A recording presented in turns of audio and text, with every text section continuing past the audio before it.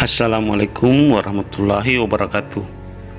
Sahabatku, asal-usul tasawuf sampai saat ini masih diperdebatkan, namun bukan berarti tidak punya akar sama sekali dalam sejarah perkembangan Islam.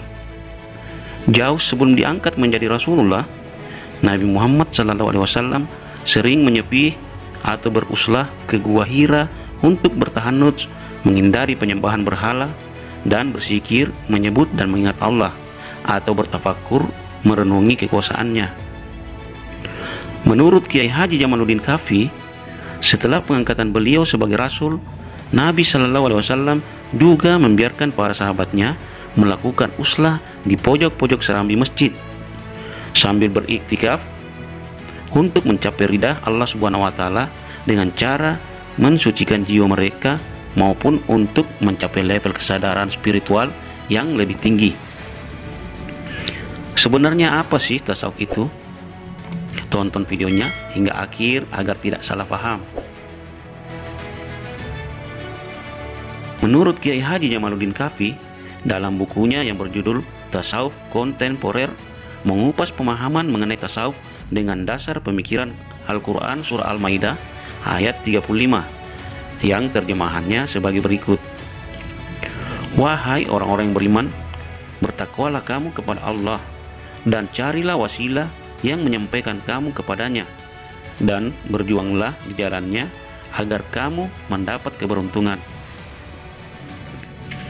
Selanjutnya, penjabaran ayat di atas merujuk pada 6 pilar utama yang membentuk struktur ibadah, yakni pada kalimat wahai orang-orang yang beriman. Ini merujuk kepada mukmin. Bertakwalah kamu kepada Allah.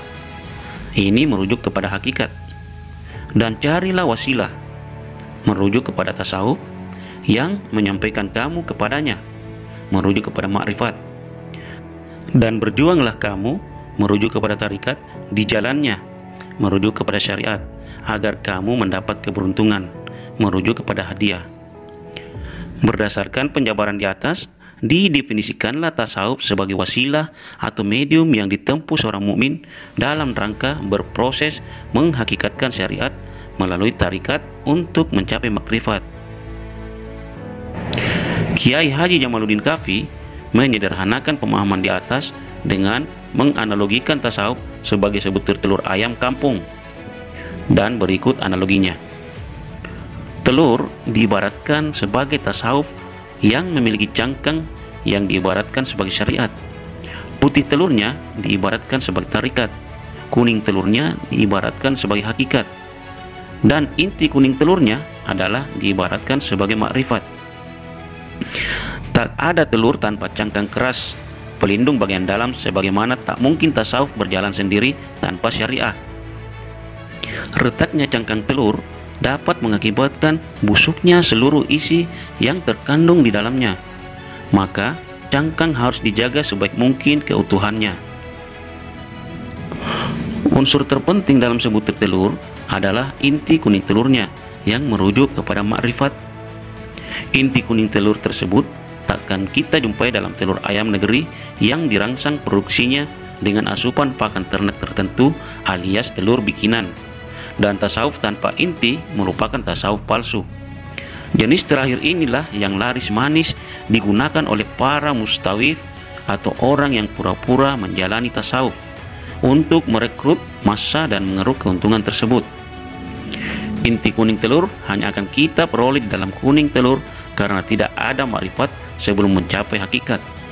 Kuning telur diseliputi oleh putih telur, sebagaimana hakikat merupakan hasil yang diperoleh seorang setelah menjalani tarikat.